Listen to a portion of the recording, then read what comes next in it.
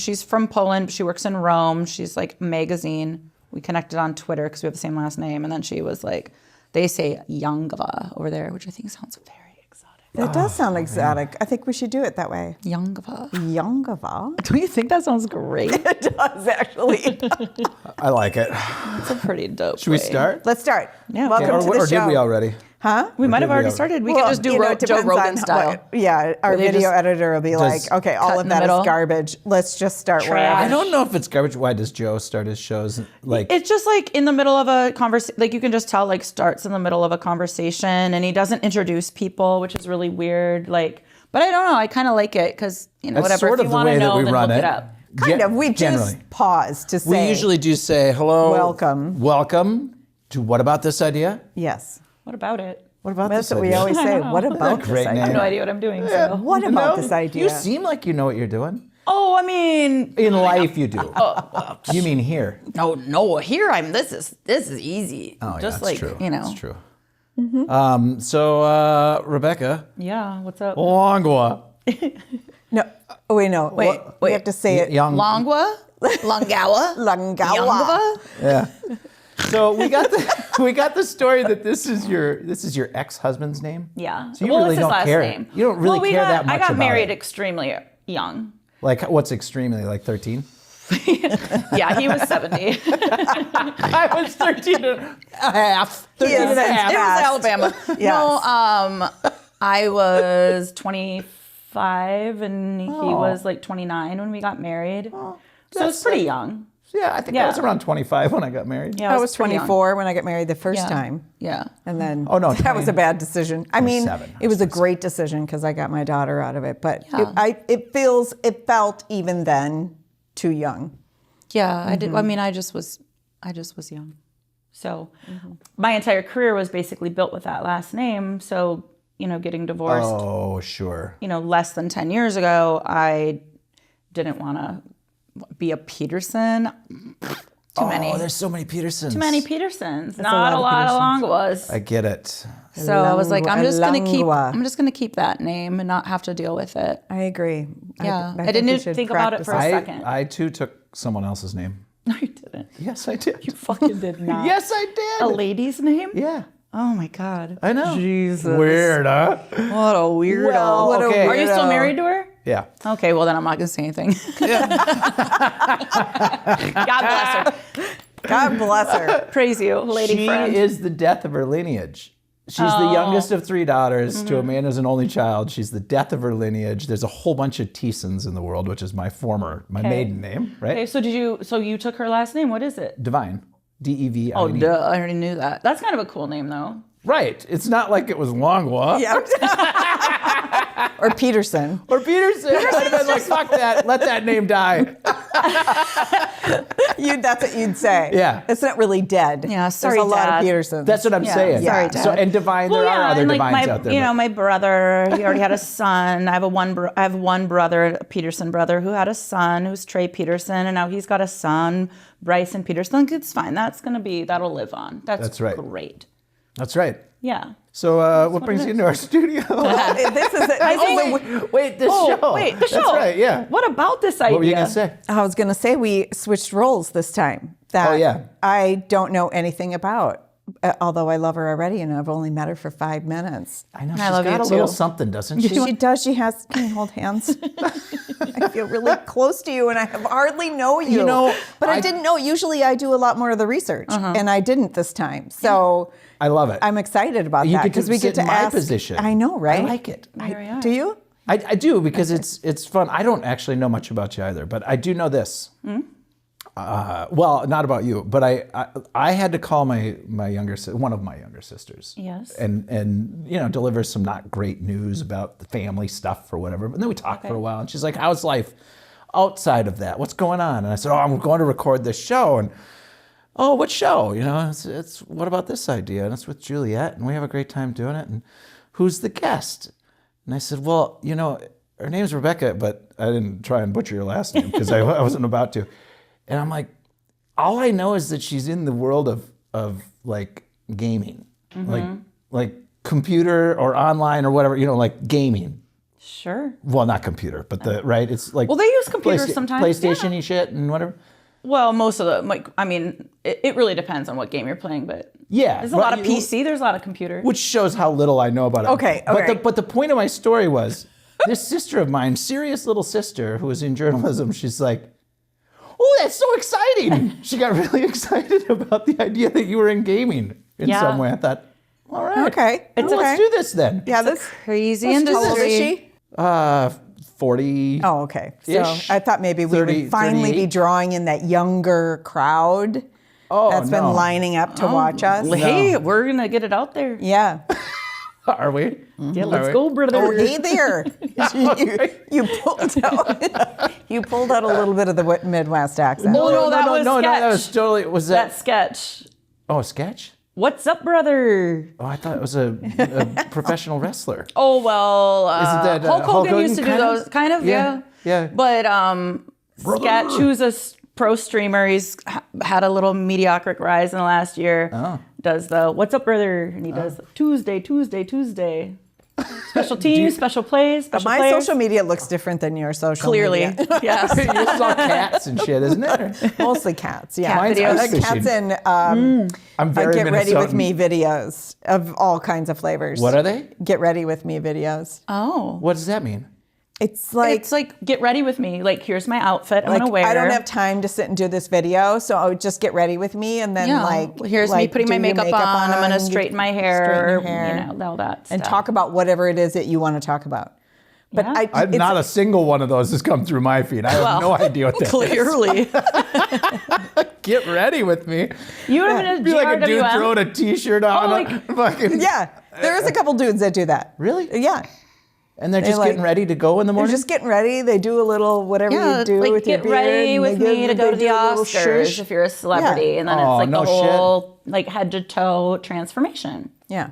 And the whole time you're talking about something other than what you're doing, mostly. Which is getting ready. Unless it's a makeup tutorial. And Yes. then it's not really a get ready with me thing. It's you need to learn something because you're all doing stupid things out there, basically.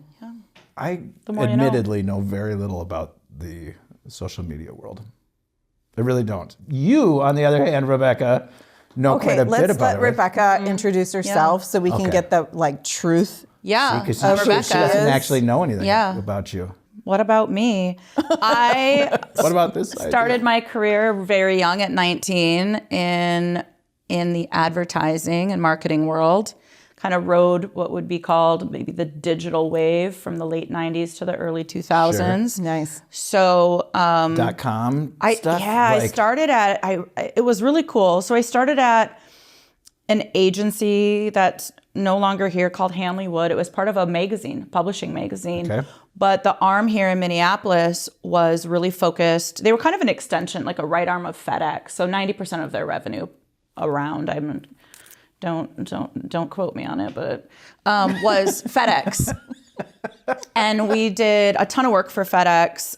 I started literally the bottom of the totem pole. Like advertising work for FedEx? We did their annual report every year. We were very much the subject matter experts of FedEx. We had people on our staff that had been working on that account longer than most of the senior executives at FedEx. So they really understood the brand, the story, how to articulate that, and all of the legalities around it. But my role, I started completely entry level as traffic, which was everything at the time when I started there in 1999 was print. So a lot of running around large files that had like, the big printouts of what was maybe going to be in a magazine or an ad campaign. And The old days. Oh my gosh, the old days. Like literally we would have these gigantic manila folders that we would like tape the sides and cut the top and put all our layouts in, and had a sticker on it that had every person's role that needed to sign off on things. I would physically bring it to people. They would review it, make marked up changes, and then I would bring it to the next person, and then I would have to articulate what all of the changes were to our designers. It was very print focused. We had some of the most phenomenal women that I've ever worked with in my entire career were senior producers This was your there. entry-level position? This seems like just an traffic. advanced... So scheduling, running papers around I know, but isn't you that had advanced. you had to consolidate it. You had I had to ensure, they would make the changes, and I would go through page after page, and I would like highlight and check and make sure that every single change. And then sometimes there was like conflict where one editor wanted a change, but then somebody else wanted a different change. So it was very much like let's make a decision and get to where we're all comfortable. Mm-hmm. I loved it. And what started to happen, I remember we had this really cool meeting with our clients at FedEx where they said, we have these email addresses. Oh, what do we do with them? And we would love to do A/B testing. So it's like an A group and a B group, A/B testing, and do a websitelet. Okay. And instead of, FedEx at the is time. Is it like a little baby website? Yeah, it's kind of like an offshoot website. It's a little baby. It's not a little website. Wait. Yeah, it's like you can't find it from FedEx.com, but it's a FedEx.com / blah, blah, blah. Yeah, so you can like backdoor it. So like websitelets, they would call that. And the start of like the little CD-ROM, they would like cut a CD-ROM. I love talking about this because it was so cool. It's less than 30 years ago. I mean, we're talking like it's not that 20, 25 years ago, this all made sense. Yeah. Think of it right now. It was so no one new. starting out in their career so new. has any idea what you're talking about. Like, this is why we lose the kids on this show. Because they're like, what the hell is a CD-ROM? So you were chiseling this in stone? It was crazy. It was crazy. So they wanted this A/B testing, and it was specifically for so FedEx was sponsoring at the time Indy kart racing and the NFL Pro Bowl.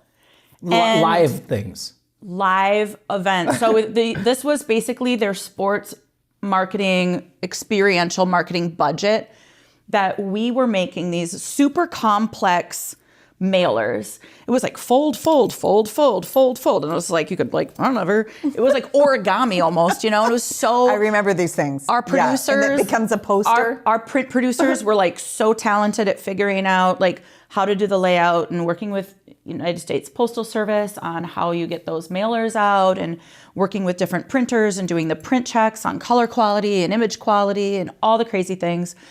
I was just running around, making sure that everybody was happy. Taping the folders together and shit. But the craziest thing happened because they wanted to do this A/B testing. They wanted to test out this digital solution. And we had about 2 years where we were dividing the people up. And it was if you ship this much, because here's the really interesting thing, and I actually really geeked out on this when I was just like 19 and 20 years old. But the interesting thing was the whole purpose was to incite decision makers who really at the end of the day, it doesn't matter to them, it's not their money, if they're gonna ship it from FedEx or DHL or UPS at the time. Okay. Right? Because you have to, like, even FedEx has to advertise. Yeah, so how do you incentivize through these campaigns decision makers at these large companies where their money is going to go? So it was just like, oh my gosh, you guys, I was such an expert in trinkets and trash. It's like, what are the things? It was like, if you ship this much, then you get a football helmet that has nacho chips and a sauce dip thing, right? Like that kind of stuff. Be bad for you. What's so ridiculous is that people loved that stuff. But the big thing was just they were junk, right? Yeah, if you met I'm sure it's leaching chemicals into the nacho cheese dip shit. You're you dying. get a football keychain, you get this like all these different like NFL fun things within their strategic partnership that they had built out. So we'd those to get go to the approval decision on, makers. you had to get like our producers were amazing at finding these trinkets. Yeah. And then we'd have to get the approval from the league to make sure it was okay. And then the FedEx branded, co-branded stuff. But I mean, year over year, we were seeing an increase of like $7 million based on these test accounts. And so we started going digital. So the moral of the story is, let's hear it. I was a kid. Yeah. So we did have very seasoned producers on these projects, but they didn't really want to touch this new scary world of internet. That's kind of the way I digital, am these days. Yeah. Right? Oh, catch up, buddy. So they had hired, I remember sitting in a room, there was this, there were two of us that were like basically, production manager or production assistants, traffic, whatever you want to call that role back then. They sat us both down and they said, we're hiring somebody to come in. She was very seasoned to run just the digital side. And will one of you kind of volunteer? Like do either of you want this? Want to be the assistant to her? And I was like, me, want it. I went to Barnes & Noble and I bought like the Idiot's Guide to HTML, straight up the yellow book. Because I'm like, I need to learn the language. Was it the Idiot's Guide or was it? It was like literally the Idiot's Guide to HTML. It was a yellow book. There was another one that was for idiots. There's so many for dummies. For dummies. Yeah. So many things. Yeah. And I was just like drinking from a fire hose and trying to learn about that world. And then we literally brought in a ragtag team of freelancers to get it started to like build this thing out. What did you build out? We had to build out that websitelet and the entire back end analytics to be able, like very complex, to be able to digitally and not manually, because what we were doing was getting the reports of how much people were shipping, and we were manually tracking it on the print side. We had to build out a digital analytics effort on the back end side. Yeah. So it was me drinking from a fire hose, learning about not only sports marketing, but really learning about digital and innovation. 3 months in, the woman I was reporting to couldn't do it. Like she couldn't wrap her head around it. Right. So she had quit. And I was just thrown in. I had a really great meeting. Sheila Harris was the COO, I think at the time. I don't know what her role is, but I think it was like a COO. Sat me down and she was like, you seem to be catching on to this. Can you do it? Like, can you be the head of production for the digital side? Okay, so then... And I'm 20 at this time, so I started when I was 19. So I was like I was pregnant with my daughter, Sydney, at the time. I was 21. I was almost 22 years old.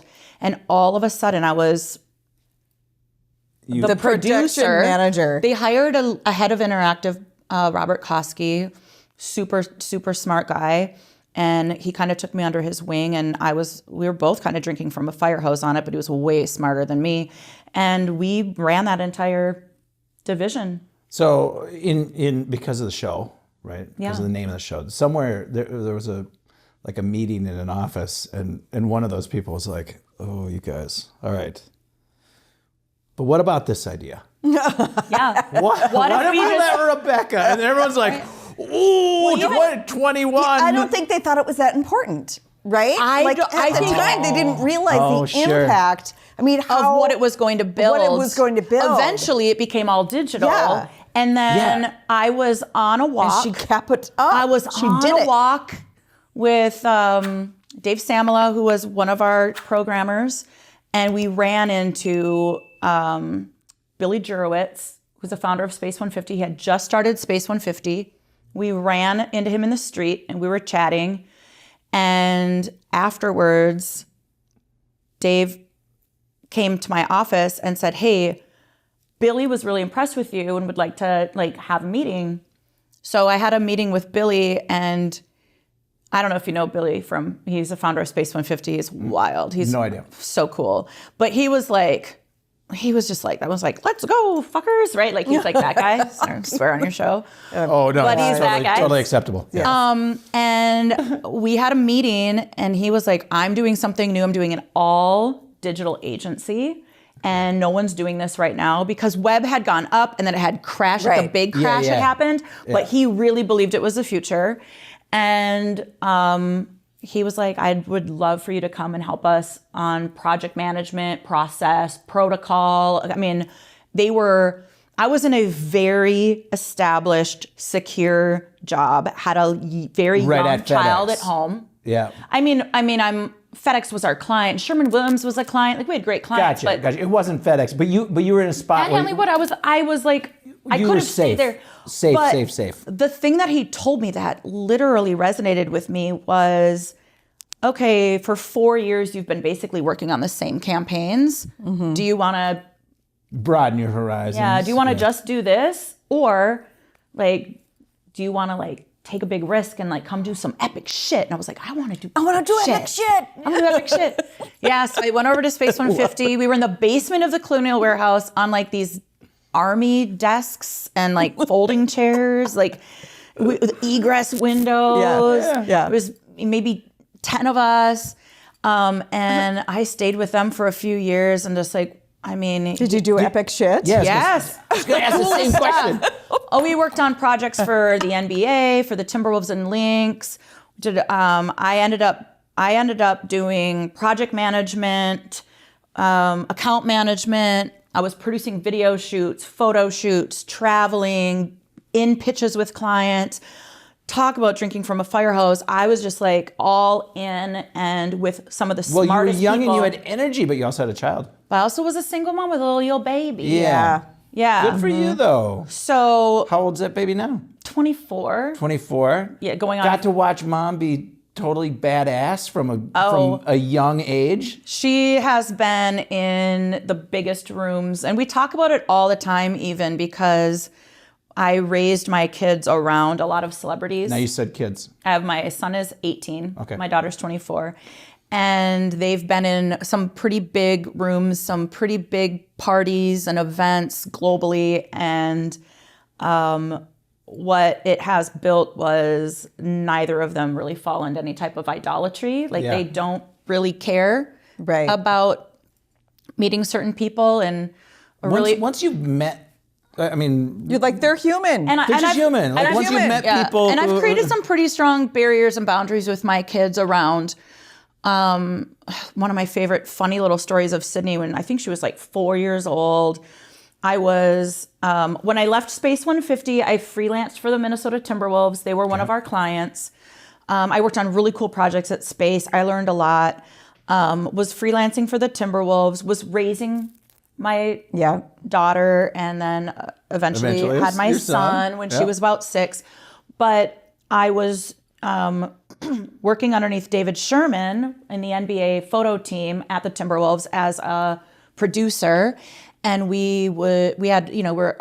his little office, dark room, was right next to the players' locker room in behind the scenes in the tunnels or whatever of Target Center. And my kids would come with me. And when Sydney was really little, she would come with me. And they do this yearbook every year. It's like a printed thing, and you get autographs on it. And it's like ads and whatnot. Oh, cute, yeah. So she had her little yearbook. And one of my favorite stories is Randy Foy. This was pre-game. And so the guys are all out in the hallway stretching and kind of getting ready to go run through the tunnel. And she's sitting in the dark room on this like really high top stool. And I'm just like getting all the SD cards cleared and ready, making sure that everything that David Sherman, who's a team photographer, that everything was buttoned up for him. Yep. And Randy Foy walks in and said, "Oh, do you want me to sign your yearbook?" And she goes, "I don't do autographs, but thanks." In front of all the other guys who just lost their minds laughing. Like, this little kid just told you, get out of here. Like, no, bro. I don't do that. Like, I don't know you. I don't like you. She thought that he wanted her to sign his. No. Oh. My children were both raised where they're Oh, never I'm allowed sorry. to ask for a picture, Gotcha. to ask for an autograph. Like, we don't do that because this is mommy's work. Right. Yeah. And that's we're not super cute. fans. You're here. You're an extension of me. And I even tell my kids now, like, if I bring Roma to a Call of Duty event, I'm like, listen, just remember, like, you're an extension of me. You're an extension of my brand. When people see you, they think of me. So if you're going to be having passes or being in a suite and around different celebrities, have some. Yeah. It's not that hard. Just be respectful and like. We don't need to do that. Don't need to be weird about the whole thing. Coming from a girl who just like asked Joe Mauer for a picture the other night, but whatever. Okay, That's whatever. so cute, though. You can do that when you're different. in that place. But yeah, that's like, it's like being in those spaces for my children. I just really want them to understand, like, these are normal people. And it was when I was working really closely with Ricky Rubio's team, there were times that I needed to go to his house and drop something off or be there. And my kids would sit in the car and be like, on their little whatever devices and Leapfrog. I'm like, I'm gonna go up. We'd park, and I'm like, I'm gonna go up there. Can we just sit in the car? I'm like, how many kids would die to go to Ricky Rubio's condo? But my kids were like, we're good. With our little phone and our whatever.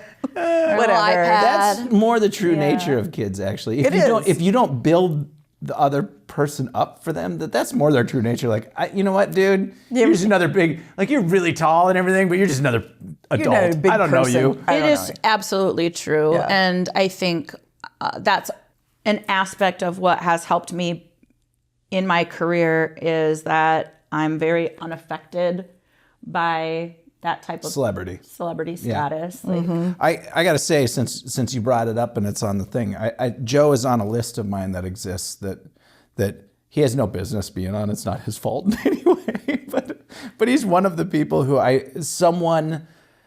someone gave me a connection to someone who said, like, oh, you want him to come on your show? Maybe he could come on your show and whatever. And I never heard back. So he's on the list, like naughty dudes list who does, you never got back to me. Like he fucking cares. Like it matters. I think he probably he's out there fretting right now. He's got some things happening. About not being on the What About This Idea show. It's probably it's in my his shit list. spam box. That's right. But it's like completely and utterly absurd. Like, of course these people never got back to me. Like, George Bush didn't get back to me. F you, George. Hey, you might want to talk about his painting career. George Bush. Oh, man. I know. What did he do? Like some kind of psychedelic or something and suddenly become an artist? Really? No, I don't really think he did the like psychedelic DMT part. or something? I think he just discovered he was an artist after he kind of became a recluse after he was president. Maybe. Oh God, in hindsight, like he was a more normal, decent guy than he gave him a lot of credit for. He may have gotten thrust into something. He may have gotten thrust into something. Yes, may have. That's right. Okay. Confusing world. Anyways, so what are your kids doing now? So your 18-year-old is a senior? No. Well, it's yes, but he's been doing PSEO. He's in his second year of PSEO. He just wants to do he's it on not his in own. a traditional classroom. I tried to convince my kids to do that, and they were like, so smart. No. I'm like, you get It's to go to college for 2 years paid. For free. So he's in his second year at Dakota County Technical College. Okay. He moved out last year. So Moved out? Yeah. I know. Yeah. Scary. You are Minnesotan. I heard he lives on his own. He has some roommates. He lives kind of by St. Thomas and St. Paul. Yeah. Awesome. He just found a new coffee shop. I'll give them a little plug. It's called Black. It's in St. Paul. And I guess it's like the greatest little coffee shop over by St. Thomas University. Loves it there. So he goes to Northfield and he's doing auto mechanics and auto body repair. An interesting thing about Roman is the night that George Floyd was killed, we were living in White Bear Lake. Obviously, the pandemic was going on. He was 14 years old. George Floyd was killed. And sorry, Roman, for sharing this story if you see this, but hopefully you're fine with it. But he came downstairs. He came downstairs and was just really out of sorts and said, was crying. And I said, what's going on? And I mean, we lived right on White Bear Lake by Kowalski's. They had boarded up the windows and closed the store early. The Target in Maplewood had got looted. Like there was a lot of crazy things going on. Yeah. And, when you're a child at 14 and you're consuming social media and you're watching the news, like really everything feels like it is completely in your backyard. And he said, he was crying. He said, Mom, I feel like God has forgotten about us. Oh. And he goes, not just us, but like the whole world. And I was like, oh my God, my mother heart just like was breaking. And I said, do you want to lay with me? And he said, yeah. And that little boy he slept in my room for like 30 days. And I had taken our sunroom. I sold the furniture from the sunroom and put 2 desks in there. Was he distance learning at the time too? Well, there was no school. There was no school. Yeah, I'm putting myself back here. They couldn't figure out distance learning quite yet. Mm-hmm. Yeah. They were basically just home. And I'm pretty sure Roman and I both had COVID without knowing it in February because I had done CES in Vegas the end of January. And we were both sick almost the entire month of February. And we kept getting tested for things. And everything was coming up negative, like influenza A, like all these things. Like they couldn't figure out what we had. But like our bones were achy. We were sick. like, I mean, I had like 3 days where I'm like, I can't even get out of bed. It was really bad. I know other people who traveled before it was officially. Yeah, I think CES is the largest conference in Vegas, and it's a global conference. So there's a lot of international people there. So it made sense that maybe was what we had. So he hadn't even been to school for a month before they closed down school. Right. Because we were both and at 14, so sick. That's super tough. It's like right around the same age as my eldest boy. You're trying to figure yourself out, like all these things, you know? Tough. And the world is turned upside down, honestly. And so I kind of watched him like a hawk for quite a few months. And we would get up, we were on a pretty solid routine. And we shared a little office together, home office. They started doing like the online hybrid thing towards the end of the year. And he was just getting more and more depressed. And I said, my boy was too. Yeah, I said, what? Yeah. I said, Roman, what puts that fire in your belly, right? Yeah. What do you want to do? Like, how do you want to spend your day? Because we can get all this stuff done by 10 a.m. How do you want to spend your day? Right. Yeah. My work went whoop because of esports and gaming. Yes. His world kind of went to a halt. Yeah. So it was skateboarding. He really wanted to get better at skateboarding. Okay. And then he really wanted to learn more about cars. His grandfather on his dad's side had just bought his the same model of like a college vehicle and then had completely redone it. And like he had in college, you mean? Yeah. Yeah. Yeah. And I don't remember what it was or anything, but he had done that, and Roman was feeling pretty excited about, his grandpa or his Jaja with this classic car. Yeah. So I said, I'm like, let me talk to your dad and we'll match, if your dad's cool with it, we can match what you have. And you have to have at least this much in your savings account. Yep. But then we can work together and we'll get you a project car. So I talked to his dad and we decided that was the way to go. Since then, my son has flipped 11, 12, 13 cars, awesome. like a ton of cars. Mazda RX-7s, Datsuns, BMWs, Mark IIs. When you say flipped? Like he'll buy a car. His first one was a Mazda RX-7. He bought a car. He put maybe $500 into it and then he sold it. I did on this Facebook in high Marketplace. School. Yeah. And then he just kept doing it and started drift racing. I got him a simulator for Christmas when he was 15. So he learned how to drive manual at 15 with a racing sim. And then from there, when he turned 16, easily got his driver's license because had been driving for so long, and then started doing drift racing. Oh boy. Legally? Yeah, through tournaments and stuff. They go up in there's a racetrack in Fargo. There's some stuff down south. Yeah. They do these big on the ice, these winter drift racing where you're on a lake on Fun. the ice, and he loves that. And this really created a trajectory for him. It sparked his love of cars. Fun. Yeah, and he's not sure if that's what he wants to do for a career. He's young, he doesn't have to decide. But he wants to know those skills. He's learning to weld. He's learning about auto body. He's learning about the mechanics. He's been a lube tech. He was manager at O'Reilly Auto Parts. And, he just turned 18 in the end of September. But he's just got a really good head on his shoulders. So that's my youngest. My daughter, who's 24, she has an extremely rare blood disorder. So when COVID happened, it's called C2. Oh, she's one of...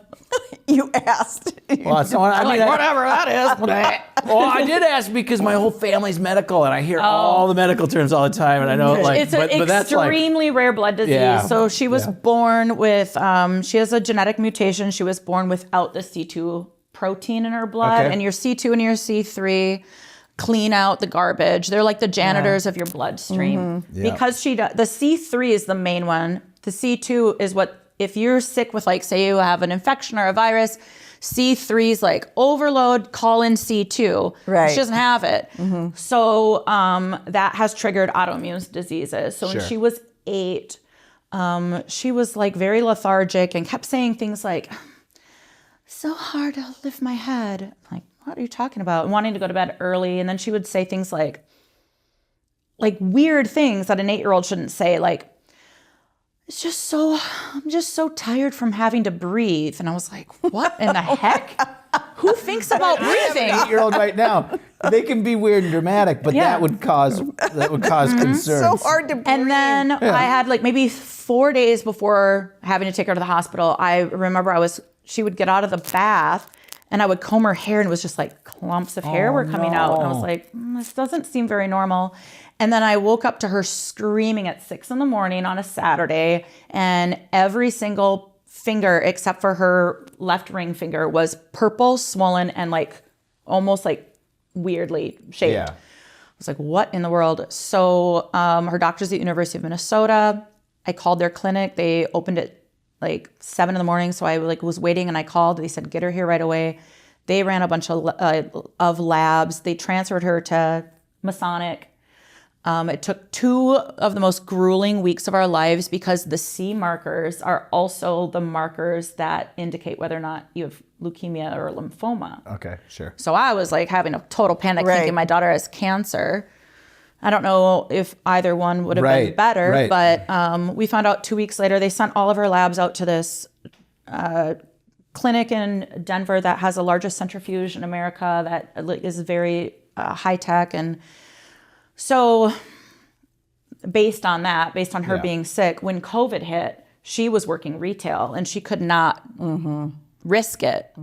I have questions about the illness itself. Is there any, are there then treatments for it that are effective? So she was on, when she was first diagnosed, they did 6 months of methotrexate, which is really horrific. And hydroxychloroquine every day. For her whole entire life, she's been on hydroxychloroquine since she was 8. And then when COVID hit and she was like kind of laxing, she had been on her own. So her and her boyfriend at the time like were on their own and like she wasn't really keeping up with her meds and going to appointments as much. So so she was moved back home, was doing full-time content creation. Okay. So she's on TikTok. She's extremely well known on TikTok. Really? She's like 180,000 followers. She's had videos up to 33 million views. She's been on SportsCenter and ESPN. Like both of my kids are skateboarders, so she's a lot of skating content. She's just is. I love it. Get ready with me, cutie, get ready with me. Whatever. I'll get ready with her. But she's very much like this tiny little skater girl. She's not trying to be a Kardashian-looking type of a female. Yep. So she was just kind of like leaning in on that, which was great during COVID. And then, a year and a half ago, she had just a huge lupus flare and was hospitalized at M Health Fairview for 3 months. Praise the Lord for M Health Fairview for saving her life. She only had a 30% chance of making it through the night, the first night she was there.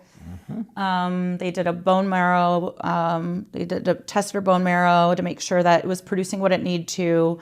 They did a biopsy on both of her kidneys. They were failing.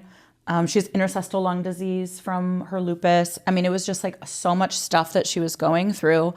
So she just, she's basically a full-time content creator. She flips couches on Facebook Marketplace. Oh, really? I was looking for a couch not too long ago. Can she get me another blue chair? She might be able to find one. Anyways. I really hate Facebook Marketplace because I do too, because there's people all these scammers on there. Oh, I know. And I literally have a gaming chair.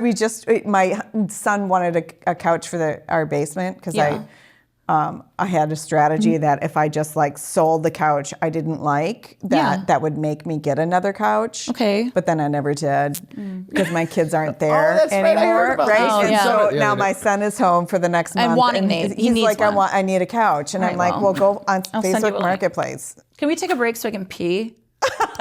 No. It's a perfect time. I have a really old bladder. Yeah.